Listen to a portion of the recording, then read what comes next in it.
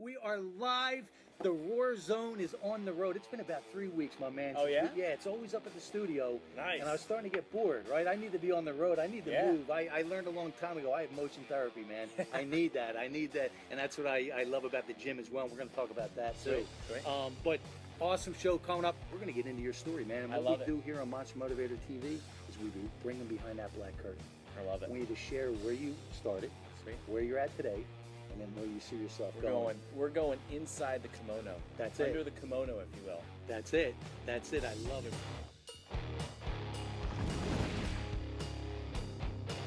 So my name is Nick Unsworth, and my backstory is I've been an entrepreneur since I was a little kid. You know, all the way back to paper route when I was 6 years old. You had that DNA. Oh yeah, DNA. Love it, brother. Love it. You know, and I had a childhood dream of selling a business by the time I was 30 years old. Okay. And then, as I went through failure after failure, so for me it was 11 business failures, and that took me all the way up until 28 years old.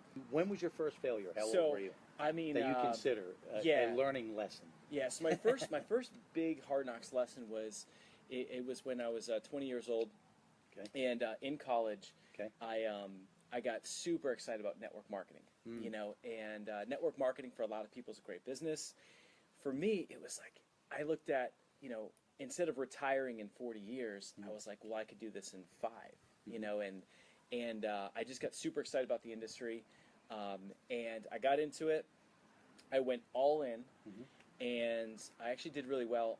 Coincidentally, I broke the company record for a $2 billion company. I got Rookie of the Year, and I won a $1,000 Bravado watch. Wow. I haven't worn this watch in probably 3 years. For some reason, I just put it on. Right. And but anyway, I won this watch. First year. Yeah, so in my first year. So I got no's from every single human being I talked to for the first 60 days. Right. When I first started, I was excited about the residual income. I was excited about the business model. Every single person I talked to, my own mom included. Hi, Mom, if you're watching.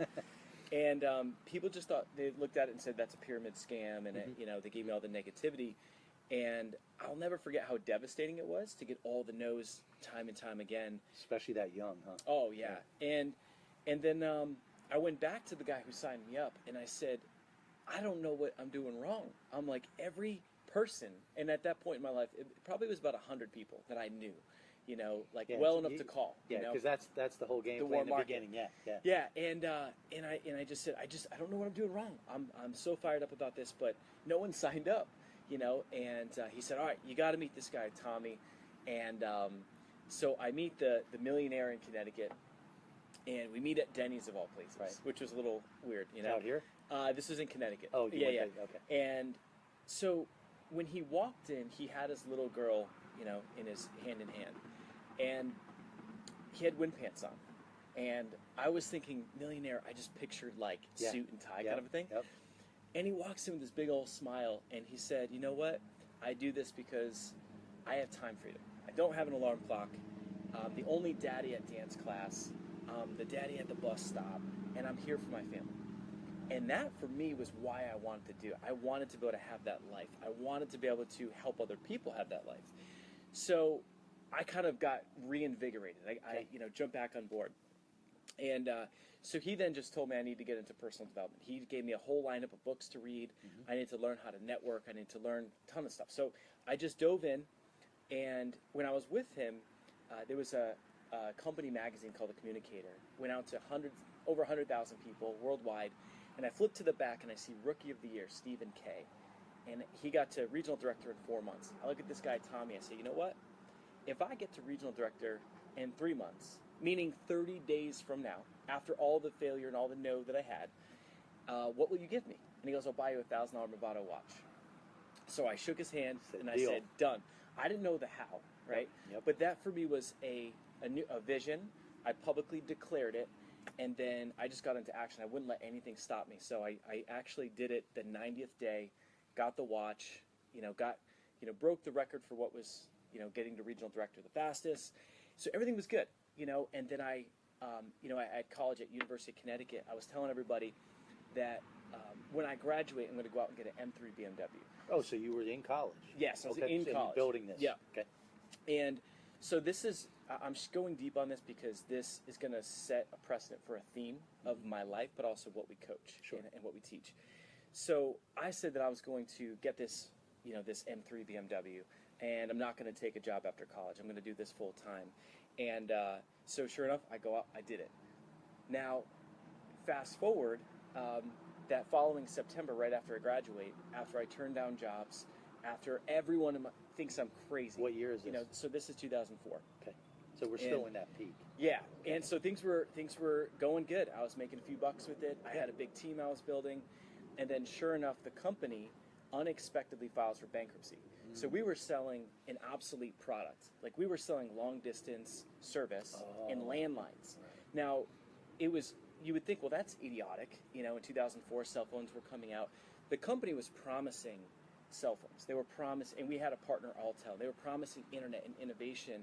But what happened is that they were so buried into the local, they bought the infrastructure for Bell Canada. So they kept us excited, and then behind the scenes, they screwed all of us. They were scrambling like crazy, and they were like, wait a minute. Yeah, so they realized that if they just stopped paying the distributors, that they would retain millions of customers, file bankruptcy, keep making money, screw all of us. Get the ground running. Yeah, and so I found out through word of mouth. So our upline, like everyone told each other that, we're not getting paid this month. And then... so where were you mentally when you hear that? So I was in disbelief at first. Yeah. Because I had the biggest month I've ever had because we had an annual convention about 2-3 weeks before that this announcement they really came. Played this up. So we grew like crazy. They cut the requirements to get promoted in half. So we're all flying high. And then it was like, what? We just had annual convention. They just shared the vision for where we're going. The phone service, this and that. And we were like bewildered. I mean, mortified. Now, the problem is that I had my biggest month. So I had lots of college kids put their faith and trust into me, signed up for $400 to be part of my team to build this business.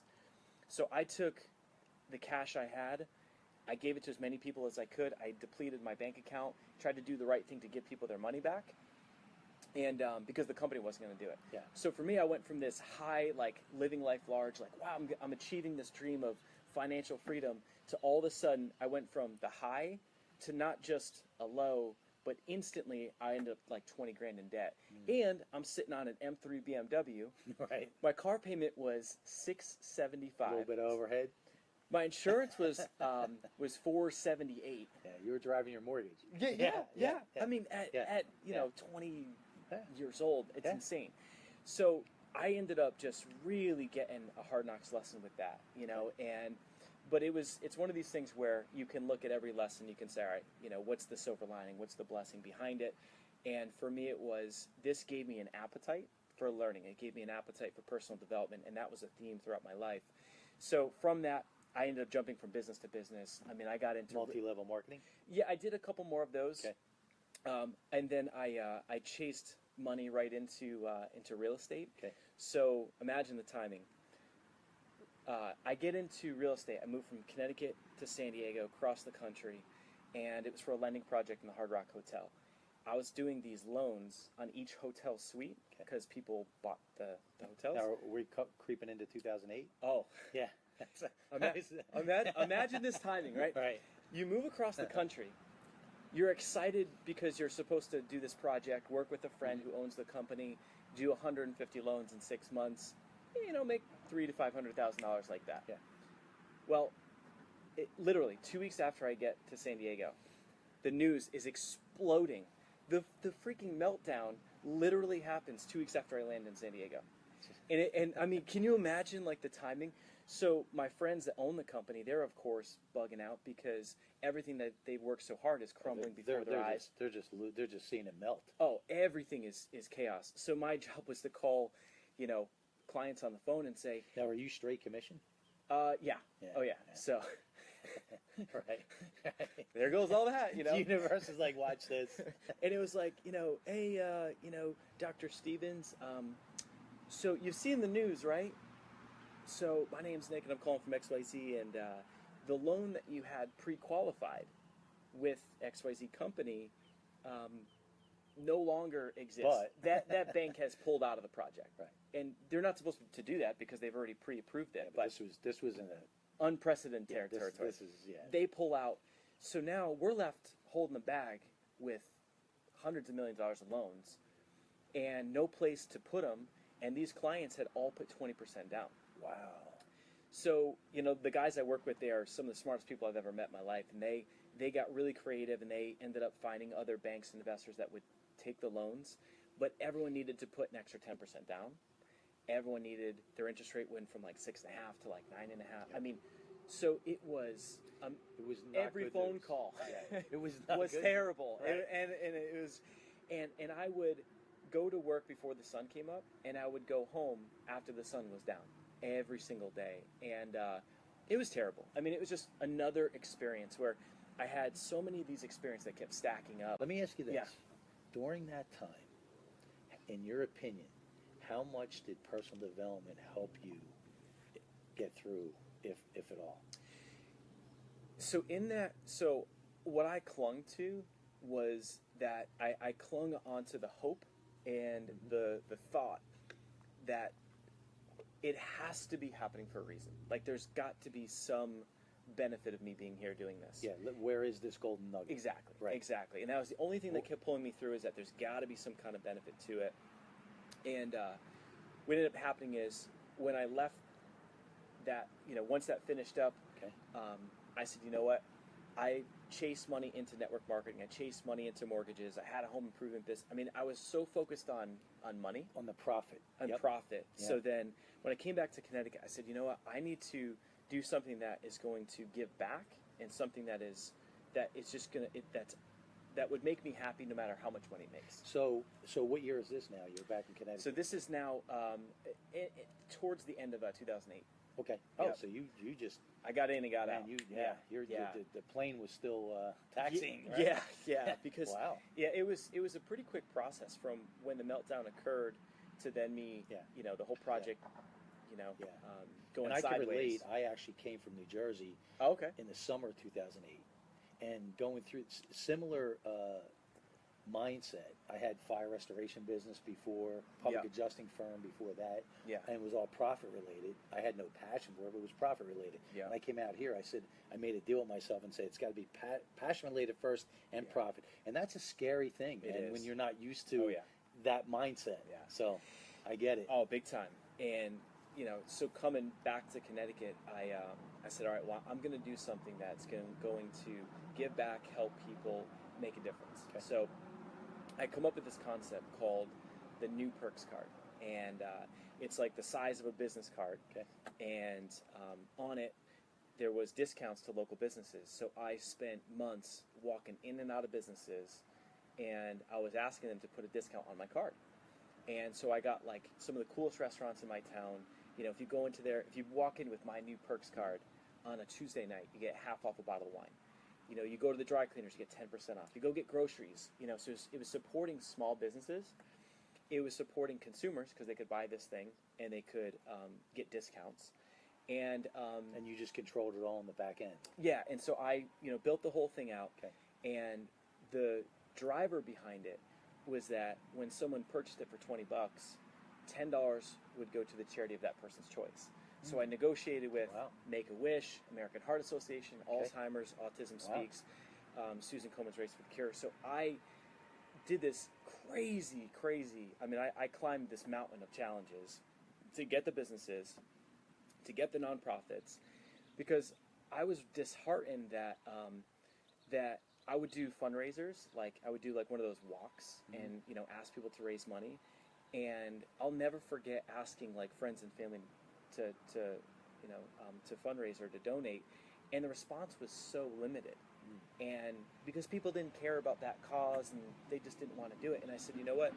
If there's a value exchange, and if they want this card because it has value, There's an incentive. and they're going to be able to donate, then I could show them that giving is cool. And to me, that's the trifecta of life. It's Yep. triple win, Yep. right? Yep. You win, the nonprofit wins, and then the donator Exactly. wins. Yep. I love that. Now, but how did your company get paid? So on that, the way I was benefiting out of it is that card half the money was going into marketing. Okay. The other half of the money was going into the donations. Okay. The way I looked at it is that when I came back to Connecticut, I didn't have any options for work. Right, so right. when you're an entrepreneur Right. for years, and at that point I was like 26, and then getting into 27 years old, in my resume was starting and failing all these businesses, including network marketing companies. Even though I had a degree in all these things, I actually didn't have an opportunity to go get a normal job. I think the other important point, though, too, is, and you're going to understand this because it's in your DNA, and same with mine. Yeah. Even if you had that on your resume, I wouldn't have gone. You can't. Yeah. It's impossible. We're strangled. Oh yeah. We have no oxygen in us. Yeah. I mean, it might look good for 3 months. Yeah. And then you're like, I got to get out of here. Oh yeah. Right. Getting a quote job was never in my awareness because right. my dream was to build and sell a business, and so I had never even considered quitting or giving up. So ironically, when I came back to Connecticut, even though the real estate market was still a disaster, I didn't have many options of making money. I wanted to follow my heart and to do this Perks card business. So I ended up becoming a licensed realtor. I ended up having to learn that business in the down market. So I was on the card as a realtor. And so people looked at me and thought, well, this is really cool. I like this guy. Yeah. Maybe I'll sell my home with him. You know what I mean? So Yeah. I got some exposure from it, and I sold houses and things like that. Oh, okay, good. So that was my benefit. And what I wanted to do is build this thing up where this could be part of a model for real estate agents and all around the country. And imagine how much good I could do if I take the same model, go across the country, and then there could be revenue for me from franchising it. There's revenue given to nonprofits. So this whole thing was going great. Okay. And I get it off the ground after climbing the mountain, and all of a sudden, I'm getting these signs of validation. In our town of West Hartford, I had these decals on all the windows that were on the card, and it's this nice big decal that says, "We proudly support the new Perks card of West Hartford." Wow. So when someone walks in, they're like, "Hey, what's this Perks card all about?" They had a little table tent. Wow. So it became like the buzz. Yeah. And it was like, wait, I can go to Grant's every Tuesday and get half off a bottle of wine, and it's like the cool place to be on Tuesday. All right. It became this like awesome concept. People were loving it. I'm in like the local papers. I get put on like the local news, like the statewide news, like Better Connecticut. So all of a sudden, all the people that were starting to count me out, they kind of came back around, was like, you got something here. This is big, I knew you could do it. I knew you could do it. I knew you could do it. Or you got lucky, right? Right. And so things started going great. And so I'm all fired up, and we're getting these things circulated all over the place. We're getting money going in, being raised for Now, these. are you starting to build a team? So are you it doing was a this- small team of contractors Okay. and stuff. So things were moving. The cards were moving. And what is crazy is that I had these like 45 local businesses that were now like kind of arms crossed, but now they're like, this is working. Yeah. We're getting foot traffic. So they're like, Nick, you got something here. You got to go big. You got to advertise. You got to take this thing, and we see what you're talking. We see your vision. So I get referred to this company, and it was an advertising firm with 4 partners. I go to them. Were they local? Yeah, local. And I got referred to them by about half a dozen people. Okay. High level of trust walking in there. And I go in there with my marketing plan. Right. This marketing plan is like 10 pages, and it's freaking working. Right. I mean, the cards are moving, everything's happening. They take my plan, they don't read it, and it literally in a swivel chair, guy looks at it, swivels around, and like In the slam trash? dunks it in the trash. And I'm sitting there like, what happened to my plan? Oh, it's in the trash. Okay. And they said that we each have 25 years of experience in advertising. And it was kind of like, oh, naive young kid, like if you really want to do something, you've got to advertise on TV. And I looked at that and I was just like, but isn't that really expensive? And they said, but that's where you're going to grow this business. That's how you're going to build a model so that you can franchise it. This is how you're going to do it. And I butted heads with them on that because I didn't believe that was a good idea. And especially not at this point. Right. Right? It was early. Yeah. And I'm just going to be digging myself into more debt to advertise on TV. All of a sudden, though, I had this moment where I start thinking to myself, you know what, maybe this is why I've been failing at business, maybe I need to get out of my own way, and maybe I need to just trust them, despite my intuition, despite my gut. Right. And so you started to second guess myself, and then we start talking about it more, and so I say yes. We get into the details. They're going to advertise this card that's only good in West Hartford, Connecticut, one town. Nationwide? They're going to advertise this statewide. Okay. But, I mean, no, I know. If you live 3 hours away, are you going to buy a card for $20 and drive 3 hours for half off a bottle of wine on a Tuesday? Right. No. So I'm like, wait a minute, why don't we market just West Hartford? And that was cable, and they are advertised on like the CBS Evening News. That was the spot. So they said that's where it works. So again, second guess myself. $10K for production, $30K. Just more and more money. I had to front load credit card, the ad spend, and you're trying to sell houses at the same time. And meanwhile, I'm doing this to support charity. So it wasn't the smartest move. And then I have so then the night that the commercial airs, I've got some friends over, we're hanging out, and I'm so pumped, like, my commercial's going to air, like, this is going to be huge, we're going to have, like, thousands of sales, we're going to raise so much money for charity tonight, have this whole party, and then we're watching the news and all of a sudden, there it goes, 15-second commercial, mind you, that's an animated thing, and it's like, it's just a blip, 15 seconds, and I'm like, sweet, I run into the other room, open up the computer, and I'm like looking at imagining thousands of dollars donated, to charity. Refresh. Refresh. Right. Refresh. It's got to be broken, right? It has to be broken. There's no other answer. Clearly, it's broken, right? Call up authorized.net, like, hey, I think that there's something broken with the processor because I just ran this commercial. I'm expecting 1,000 sales. And, I mean, I upgraded my hosting. I mean, I'm ready. Of course, right? Sure enough, nada. Zero. Nothing. Not even one. $30,000 in ads go out. I collect back $280. Half goes to charity. It was devastating, because I took all the risk and got crushed. Now, it went broad, and it should have went targeted. What did they say? They said that this is branding. They said that you have to be patient. I'm like, patient? I'm like, $30,000 goes out, $280 comes back in. That's absolutely ridiculous. Insanity. Right? It's absolute insanity. And so from that, I'm freaking out, pull the plug. Then all of a sudden, I go into my real estate office. I get a package there. I open up this package. The same day, I have another news station that wants to interview me. Open it up. It's a lawsuit. It's a lawsuit from a company that has a similar name for trademark infringement. Wow. I had actually had my real estate attorney do the name. I had thought about trademark. Yeah. I had actually done the diligence. And he signed off on it, but not literally. Yeah. He just gave me his blessing verbally, and I never paid him because he was doing me a favor because I was doing something good. Yeah. So long story short is, I end up having this company, huge national firm, calls me up.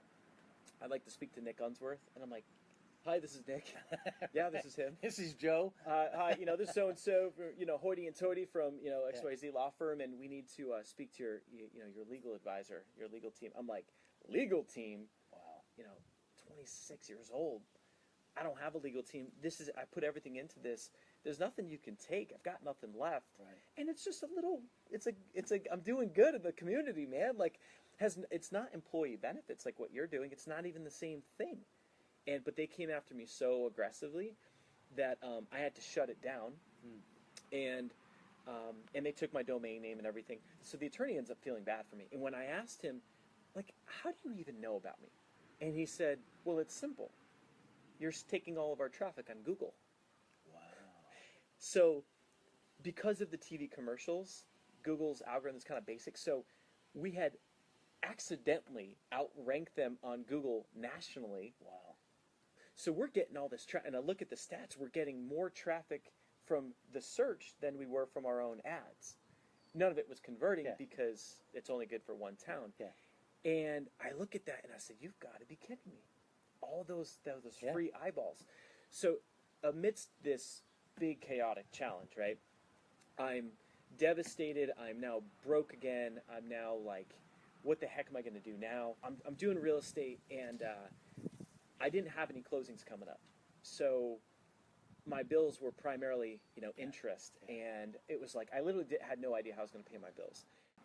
I needed a Hail Mary, I needed a bomb. I mean, I needed a miracle. Universe, where are you? Yeah. Yeah. So this is the first time in my journey I started questioning whether this is going to work out. Because so many people, after that happened, they were so quick to say, dude, you've got to go get a job. Be more like your brother. Like, what are you doing? Like, this is crazy. You're heading into your 30s, man. Like, you're throwing your life away. Yeah. And so my health started to go. I was so stressed out. Oh, yeah. My cholesterol went through the roof. I had to wear a mobile EKG unit. I had a doctor that thought I was going to have a heart attack. I was prescribed Lipitor, blood thinners. I hit 213 pounds. I'm like 182 right now. Yeah. I was a mess. I was so stressed out that I was a disaster. And my mom sees what's going on in my life, and she gives me the book, The Secret. She writes in it, I believe in you. I just opened it up, and I was like, I need something. And I read the book cover to cover, and what happened was... Now, was this around 2010? Yeah, so at this point, I'm now heading into, it's about 2009. Okay. And I read through the whole thing, and I realize that I'm in control of my destiny. And if I can somehow, some way, rekindle my vision that I had when I was a child, and think and focus about building and selling a company, and if I can focus on where I want to be, as opposed to focusing on where I'm at right now, then I could get out of this. I could get out of it. I could do it. And so I got clear on the vision. So I got inspired. I had hope again. I write out the whole vision. I make a vision board. I write a letter to myself as if I've already achieved it. So you did the Jim Carrey. Yeah. And so I write this whole letter out. I've got the vision board. I craft the vision. And this is part of like my 5-step process. And so the first step is vision. So I wrote it all out, got clear. The second step is, writing the letter to yourself and writing it as if you've already achieved it. Mm-hmm. So in my circumstance, I was in all this debt. I knew I was going to pay my bills, my health, everything. But I would read this letter, and I would be explaining what it would feel like to build and sell this business before I turned 30. How proud I would feel. My dad saying, I'm proud of you, and all these emotions. And I would get into that state of mind. The next step is to publicly declare what you're going to do. I declared in front of everyone I knew that I was going to build and sell a business before I turned 30. At this point, it's 2010. And how old are you? 28 years old. Right. Everyone thinks I'm crazy. And I said, oh, you think I'm crazy? I went and got a tattoo on my chest of a cross with the logo from The Secret in the middle, and then it says, Believe 2012 backwards, because that's the year I turned 30. Yep. So when I'm brushing my teeth, I could connect with it every single day, and I'm going to freaking build and sell a company. Now, what happens is that when you have a big vision, and then you declare it, the scary part is you don't know the how. Yep. So I teach this a lot, and now and people get hung up where they're like, well, if money didn't matter, I would love to be this musician, or I would love to have a podcast, or I'd love to do this, but I don't have the money. They get stuck in the mechanics and the how. So I got so focused on where I was going, and I overcame the fear of needing the how, and I just focused on that's what I wanted. So one of the step after that is to resource up and to invest in yourself, because the guy that failed at all these businesses, that guy was not capable of building and selling a business. I needed a mentor. To become that person. I had to become it, right? Yeah. So I credit carded, and I had to buy courses. I, got a mentor. I ended up borrowing money to get to LA to go to an event. My first mentor, this guy Evan Pagan. I was so broke, I rolled up there with protein mix and a sandwich bag. Everyone there paid $5,000 to be there. They'd break for lunch, and I'd be like, "Hey Scott, I'll catch you after lunch. I got to make a couple calls." I'd be in my hotel room, hotel cup, spoon, right? Warm, lumpy protein mix, because I was that hard up. Were you starting to change yourself physically, though? Things where were... did that start to the change? Because I'm a big believer in that. Yeah, I started dropping a few pounds. Okay. It wasn't a big part of my priority at that point. I made some improvements, but it wasn't a full radical change. That came later. But what ended up happening is that this mentor, it was just like, you need to pick something and go. And then he helped me see that your story is oftentimes your message, as you know, a lot of people have heard. So when I heard all this, I looked back and said, you know what? I got it. I now know why that Perks card business failed. It was to show me that, look how bad traditional marketing is. So in 2010, I had the aha moment. My story was I had a business that failed because of bad traditional marketing. So my stance became, I'm going to do something about it. I'm going to become a Facebook marketing expert, and I'm going to help companies make a profit instead of, you know, what I did was I lost all the money when I advertised. So that became my aha moment, my idea. And I came back from that event, and I tell everyone, I got it. I know what business I'm going to build and sell in 2 years. I'm going to be a Facebook marketing expert. Everyone around me was like, are you nuts? You're not even on Facebook, man. Like, you don't even use it. Like, who are you to be an expert? And I hear that a lot. And I've even had one guy, I was on some big podcasts, he even went as far to say is, so you were basically a con when you started your Facebook marketing business. And I was like, dude, I take full offense to that. I studied my butt off. I learned from people. I charged people $200 to run their ads, and I would not let them pay me until I proved value. So I proved return on investment with those clients, built the business, started getting bigger clients, got out of debt. How crazy is that it all works out is that as this business was growing, part of it was timing. No one knew what they were doing with Facebook ads. So I was one of a few people that was talking about it. I mean, I'll never forget, it was my first month in the business. I ran an ad that targeted chief marketing officers as me as a Facebook marketing expert. And I get a call, hi, we'd like to speak to Nick Unsworth. And I said, hey, how you doing? Oh, wow, I would have guessed it'd be a receptionist. Oh, well, you know, we believe in long lunches here at New Media. And I was just joking around. And he said, hey, I see what you're doing on Facebook. We'd like you to be the keynote speaker in Hawaii, in Honolulu, for a big technology conference. And I'm like, you're looking around like, how much are you going to pay me? Because I needed the money. Yeah, what's your budget? But the guts to say that, what's your budget?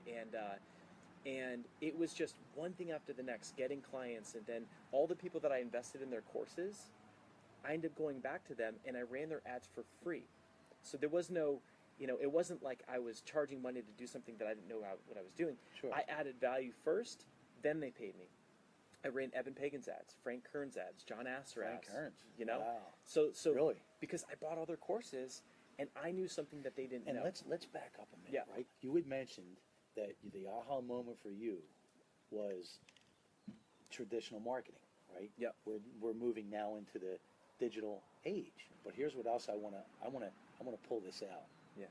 Where your aha moment, in my opinion, as well, and tell me if you agree with this, is stepping back and saying, when I listen to my inner GPS, my gut feeling, my intuition, it will move me in the right direction, right? Oh, and I say this all the time to people. When they came to you, the professionals, and said, Nick, we need to do this, and you said, it doesn't feel right, but you move forward anyway. I always say to people, it might, when you listen to your gut feeling and it's big enough, it might not feel like the right thing, but when you look back in your life, how many times you listened to it and you did well, and when you didn't, if you gave it time, and you didn't. So I want to make sure that people really get that, because that's a huge golden nugget, right? That you actually lived. Listen, you lived, right? You touched that stove. It was Yeah. hot, right? And It's very hot, right? yeah. And then down the road, but the only way to become that person is to touch that stove. Right? 100%. I think that it's, to me, getting to the point of clarity where you can listen to the voice, and the feeling in your gut. And courage. It's courage. Yes. It's facing the fear and acting despite the fear, and it's awareness. It's being around good people that think this way. It's experience, and but to me, like that awareness and recognizing those patterns. So for me to recognize that like looking at my story, well, I failed here, here, and here. What's the blessing out of that Perks card business feeling? And it was like, that my mission at that point was, I need to do something about this bad marketing. And it's not that I thought to myself, you know, I'll be 65 years old one day and retire and be like this Facebook legacy guy. Sure. That was my vision for that moment in my life, and I knew that if I could learn how to market, that when I do find this deep-rooted passion, that would serve me, you know. And so when I started getting those clients and growing the business, it's crazy that, think of how the dots connect, that some of the clients came from that event that I borrowed the $5,000 to get to. Yeah. Now, talk about the power of intention, like goosebumps popping up. It's awesome. I was on camera doing a testimonial about how much this event was, how incredible it was. And I said, I'm just going to call it right now. I met a guy named Scott from Wisconsin, and he and I are going to do business. We're going to do business together, and it's going to be huge. Now, fast forward, as I'm approaching 30 years old, I've got people saying, hey, man, how's that tattoo now, buddy? Right? Yeah. You like looking in the mirror, huh? That date's coming up. Are you going to sell the business? And as scary as it was, as I approached like 4 months out, it's like I would just say yes. I didn't know the how. I had no clue how. I didn't know the first thing about it. But I kept believing. People were saying, okay, Nick, we know you didn't know how, right? And we knew you kept moving forward. When you would say yes, how did that make you feel inside that nobody could see? It was the daily repetition of reading the letter. Our unconscious mind doesn't know the difference between pretend and reality. So in my head, I was pretending I had already achieved it. So every time I got in that state of mind, I already felt like I won. I had an unwavering faith that that was going to happen. So as it approached that last quarter of the year, you know, sure enough, this guy, Scott, who was my biggest client, he was a 5-figure client and a 6-figure client, and he wanted more time. And I just said, hey, man, I'm sorry, dude. I can't do it because I have all these other clients. Now, was this the Facebook ad? A Facebook ad agency, Agency, okay. And then so he just said, well, why don't we just buy your business? And so everything stacked together before I turned 30, and I pulled it off. And it was an insane process because, you know, they had a mergers and acquisitions team. I mean, the guy spearheading their M&A team did the deal between Geek Squad and Best Buy. And here's me, you know, hiring an attorney, hemorrhaging money. What a great feeling, huh? Oh, but hey, I got it done before I turned 30. I learned so much. I mean, you can't put a price tag on what I learned. And this is just to come back full circle, is that when I achieved it, I had more money than I'd ever had.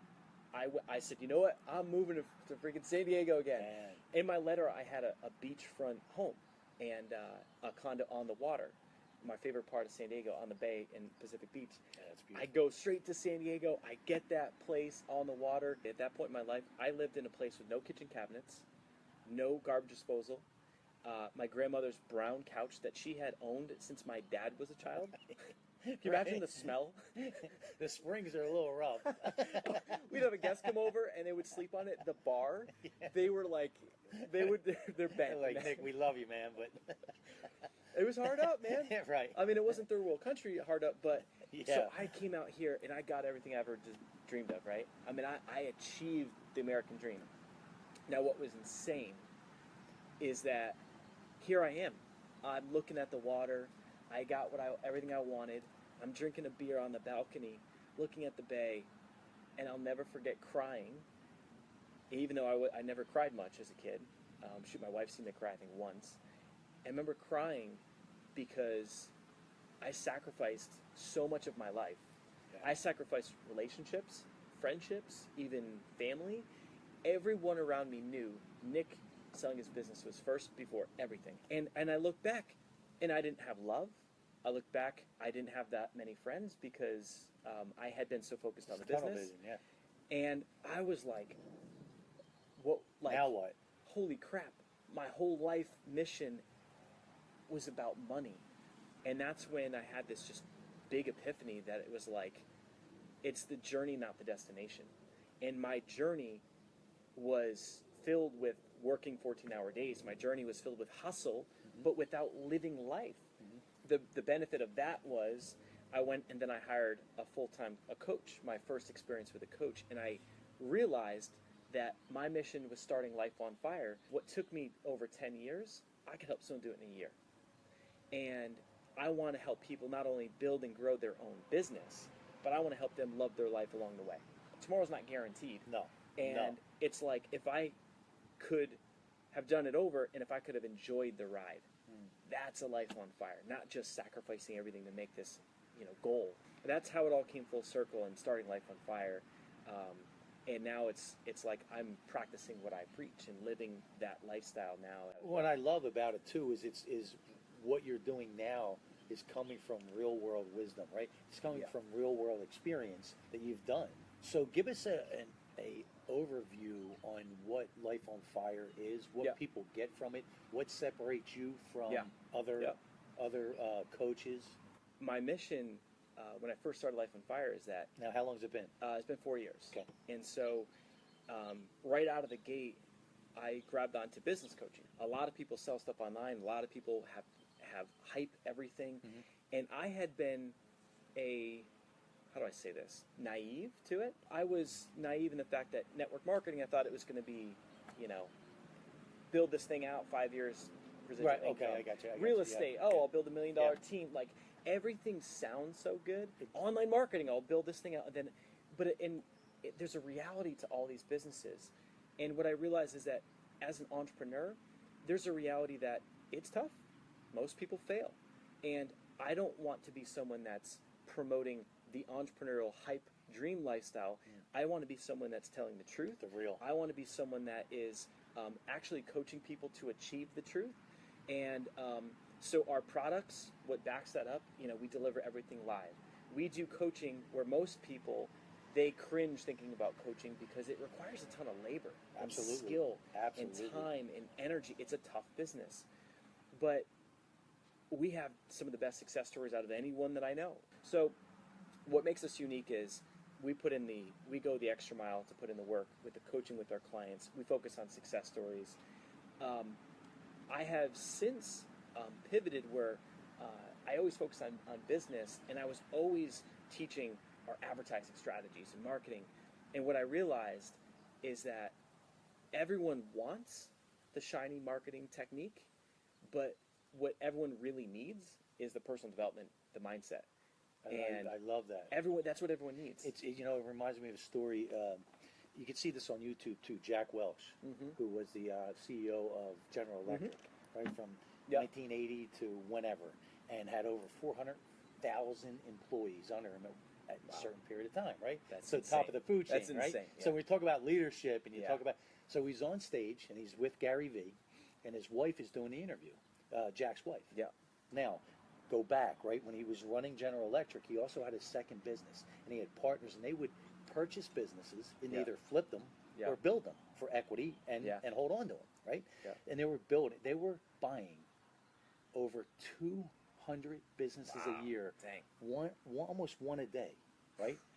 So she said, "What's the biggest mistake you ever made in business?" And Nick, he didn't even blink an eye. He goes, "Whenever we looked at P&L, whenever we looked at the numbers before culture, it bit us every single time." So in essence, that's what you're telling people, right? Is okay, this is what you need to do to market in 2017, 18, 19, 20.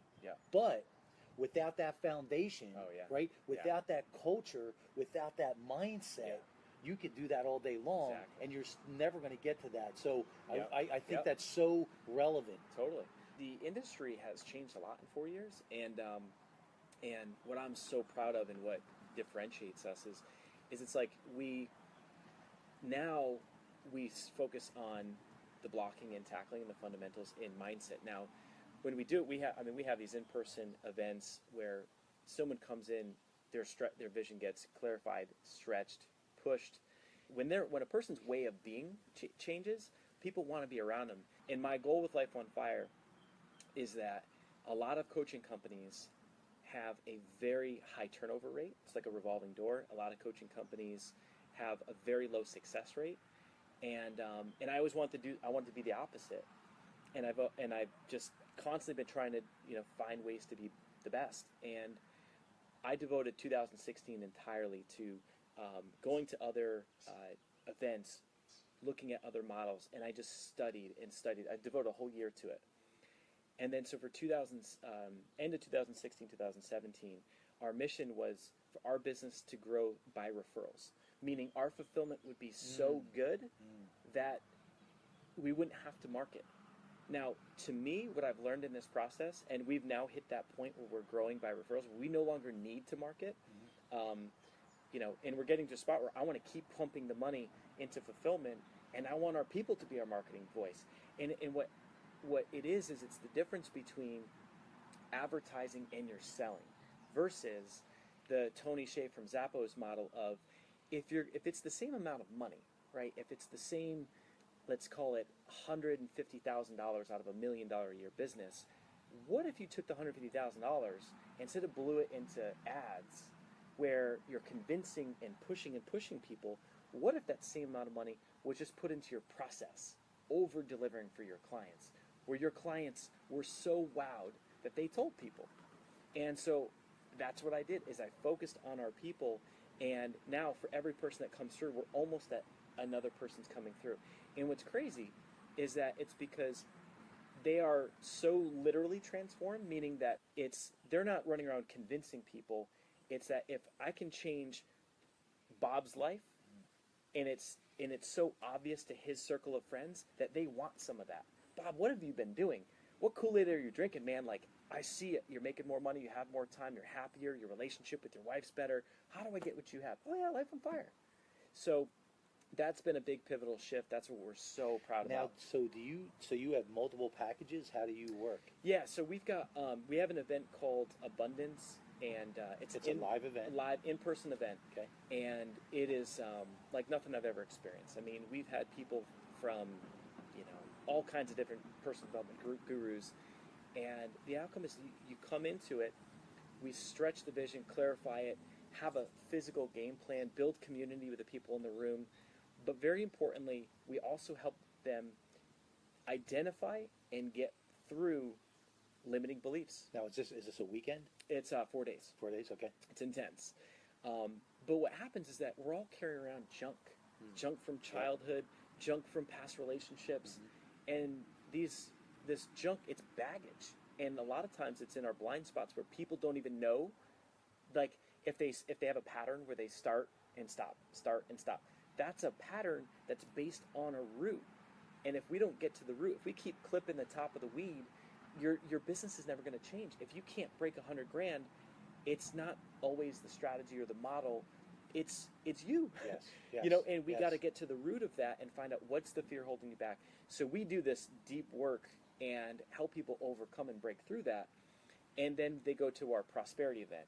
And prosperity is all about leadership. And this is, I believe that leadership is something that I'm so passionate about. I love learning about. We're seeing it in our community, and this is one thing that I want to be something to be known for one day. Like this, I believe that is going to be my legacy at some point. I'm no John Maxwell yet, but it's like we're seeing that leadership is about vision. Yes. Leadership is about enrollment. You've got to, if a leader enrolls someone into... It's culture. Yeah, it's culture. It's culture. Yeah. It's culture. And so this event, we teach these leadership principles, and it's hands-on. Everything we do is hands-on. We understand, we've invested enough to learn how to teach that people don't learn with a butt in a seat. They learn by doing. So in the room, our head trainer, Sebastian Wynn, he teaches enrollment like no one I've ever seen. And he teaches people how to enroll others into their vision. It's selfless, not selfish. Sales is you're selling someone so you gain. What we teach is how you can serve someone else by helping them with their vision. Now the result of that is in that model, you can do that model, help other people, and you get what you want, which is more sales. So we teach it, and then we have people in the room. We'll have a block of time where they're actually enrolling someone into their professional life. So it could be their career, could be their business, and also personal. So we have these two, because personal, professional are always interwoven, if your personal life, you're going through a divorce, well, your business is going to suffer. Right. If your business is sucking wind and you're broke, well, your marriage is going to suffer. So we focus on both and during the event, every single person is getting enrollments. That could be for their business. We have people that for the first time have made over $10,000. People that have never sold for what they sold for. And so we physically prove our techniques, and they're so lit up from it that it's like, because it's validation. And so they get so fired up. And so that event is just, it's special, and they get the results in the room, and it covers the cost of the whole thing and then some. And so it's like, you get referrals when it's like, well, I love this thing. I made 5 times what I paid in a weekend, you know. And then from that, the last step of the coaching program is, and we just did this, and I'm so pumped about it because we teach our clients the art of enrollment. Outward focus. So abundance is having an abundant mentality and believing that the world is abundant. Prosperity is about your cup is overflowing so you can be outward focused, give to others. Abundance is about you got to clean up you, because if you don't take care of you, you're not going to be able to help these other people. So abundance is inward focus, prosperity is outward focus. Then the last step is it's called the Legacy Project, where we do a fundraiser, and each person that wants to participate, it's actually optional, but people love it, and this is our first time doing it. So we had about 20 people participate. We had the goal, $1,500 to fundraise for each of them for feeding San Diego, to feed the homeless, to feed children, seniors. And what ended up happening is that Sebastian was coaching them every single day on a daily call, because imagine all of the things that come out of that. Like, if you're going to go ask someone for money to donate to a good cause, how much fear of picking up the phone, being uncomfortable, fear of money, limiting beliefs. So all of these things that they get faced with, we coach them through it. So our goal was $25,000 in 7 days. Dude, we did $35,000 in 7 days. David DeGiorgio, of course, led the pack. He got more than anyone else. This guy's on fire. But what happened, and last night we had our celebration call, is that it just further proved all of our systems and tools and how it worked. When you go raise $35,000 in 7 days, outward focus for a local, nonprofit, it's like all these people are charged up, and you know what? That's leading to people wanting to be in Life on Fire. So notice how it all hangs together. It is. It's the law, bro. Yep. When you give, you're going to receive. I think too many people get caught up in how they perceive it to be received. Oh, yeah. It might not be the same way. Yeah. Right? Yeah. And one of my mentors, Bob Proctor, told me this a long time ago. There's a difference between giving and trading. Yep. So if you are giving and you're expecting something back, don't mistake that for giving. That's trading. Yeah. Right? That's smart. And that's just the real. That's the real. So, again, there are laws that the Secret shared with a lot of us, right? That we don't make the rules. Life makes the rules. Yeah. So where do you see yourselves at in 2018, 19, 20? Yeah. So our vision with Life on Fire is we believe that we will be the most successful personal development company in the world, because it's not one person, one ego. It's about raising up leaders. So let me ask you this. What's your definition of the most successful personal development company? For us, it's about success stories. The real. We want to have the most tangible, provable success stories. So what our whole focus is we're going to be continuing to raise up and build up leaders. Okay. And we picture people taking Life on Fire to every corner of the world in time. Now that we've really proven and vetted that our systems are working excellent for people, we're now training Life on Fire coaches. Okay. We're going to be certifying them. So that's what you're scaling. Yeah, following like a John Maxwell model. Yeah. So we're going to be certifying coaches and then training trainers. Okay. And we want to take this into other markets and build up what we've done in San Diego across the world. And then the fundraising model, I know that with what we did with 20 people in this first beta, my team member Sebastian, he typically raises $100,000 in 7 days with about 50 to 60 people. So the next time we do it, we know we're going to hit 50. The time after that, we know we're going to hit 100. You get 10 groups going at a time. There's $1 million a year. So our vision and our team calls, we're focused on every decision we make. Is that getting us further or away from donating $1 million a year? Now, it's not us donating. It's building up enough leadership so our teams and our clients do it together. Yeah. When I look back at my timeline and my life story, every failure and all the pain, and even the new Perks card, the new Perks card fundraising model, notice how it somehow found its way back in Life on Fire. Absolutely. So the moral is like, every challenge, if you look for it, there's that amazing blessing. There's a gift. It's a gift. And that all boils down to one thing. Life is so simple. It's perception. Yeah, totally. Right? It's totally. perception. Yep. Because you can take somebody from another part of the country, or another part of the world, Africa, let's say, right? Yep. Well, they need oxygen like we do. Yep. They live and breathe like we do, right? Their perception of living well and ours, right? Just by being born and raised in two different parts of the world. Yeah. But it's life is about perception. Totally. When you struggle, it creates strength. And when people don't, if they question that, I always say, look to nature, right? The mom bird knows it can help that baby get out of the shell anytime it wants. Yeah. But it's conditioned, right, and built in by nature that it has to let that baby peck its way out, so now it can be strong enough to survive. People ask me all the time, they say, if you could pick one area to work with people when it came to personal development, for me, hands down, not even close, women.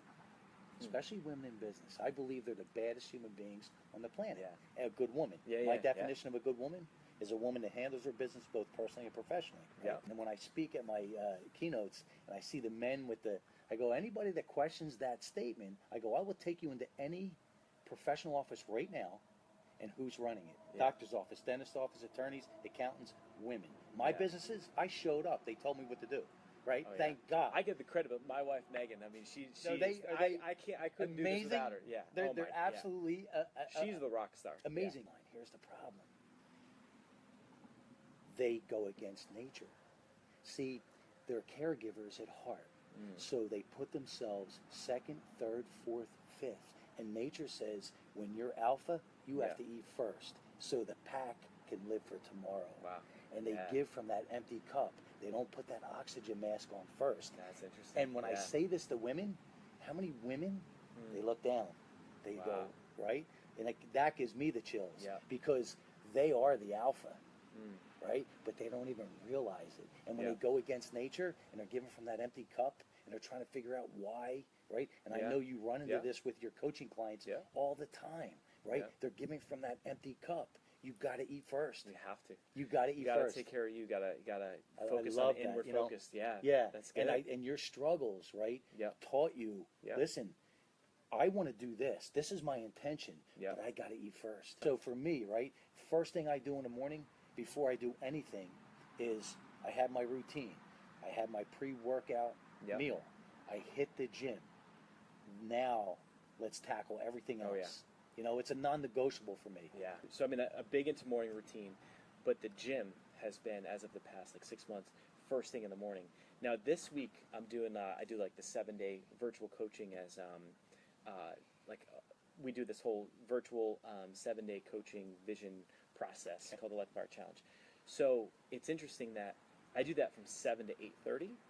And I prep for that early in the morning. So today I went to the gym after, and the difference of my days, it's unreal. I got to go to the gym before this. I got to get up at 4:30 because just doing it after, I'm still getting in it, but the day is totally different based on just doing the gym first. It's so true. And it sets you up. I was just listening to a podcast coming over here. I was listening to Lorenzo Fertitta, the CEO of the UFC. Oh, okay. And, went from $40 million in debt to $4 billion business that they just sold, and they were asking him about travel and some of the things that he does, and he could be in Germany in the morning, London in the afternoon, and back in the United States in Vegas, within a 24-hour period. And he said whenever he lands, his non-negotiable is he's going to the gym. He's got to regroup. He's got to So I love the fact that you live the life of that mind-body connection.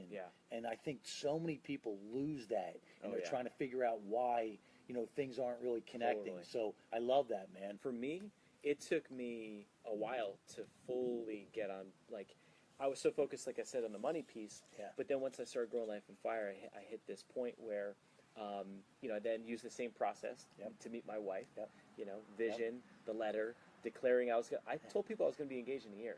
And I read the letter. And they're like, is she here? And I'm like, no. I'm like, this is a letter of who I'm going to meet. And they're like. Now, let me ask you this. But then I was nuts. Did she ask you why? I tattooed her, too. I've got it. I was going to say, did she ask you, why come I didn't make the tattoo? Right? Yeah, I messed with people with that. Like, yeah, I got a tattoo right here. And then when I got married, I kind of let go a little bit, I loosened up the reins.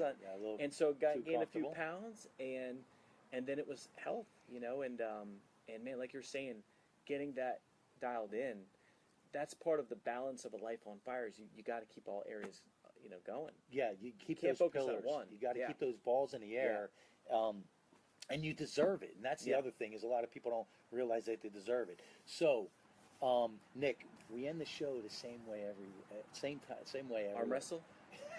I don't know why people want to do that, because I tell people I take the air out of these at night. I mean, so after talking to you and learning about you, we have a lot of mindsets, a lot of luck, right? And I believe that you don't make the rules, I don't make the rules, life makes the rules. Right? Unfortunately, sometimes that's just the way it is. And life asks the questions. And life right now is asking you, Nick, if you could live your life purring like a kitten or roaring like a lion, what would you do? Roaring like a lion, man. It's not even close, is it? Oh, not even close. And I'm a big believer, too, as you are as well, that we can only be in one state of mind at a time. So if we're in that victim state, for that moment, there's no room for gratitude. There's no room for victory. And if you could shift that, like you teach people, and be in that champion state of mind, that unstoppable state of mind, how would that feel if you could do that the majority of your day? Oh, absolutely. That'd be good. That's huge. Being in that peak state all day long, it's what we strive for. And that's what it is. So we're going to take this out Monster Motivator style. This is called the Monster Motivator Roar. Ready? Let's do it. 1, 2, 3. Ah! It burned me. My man. Still killing it. Still going.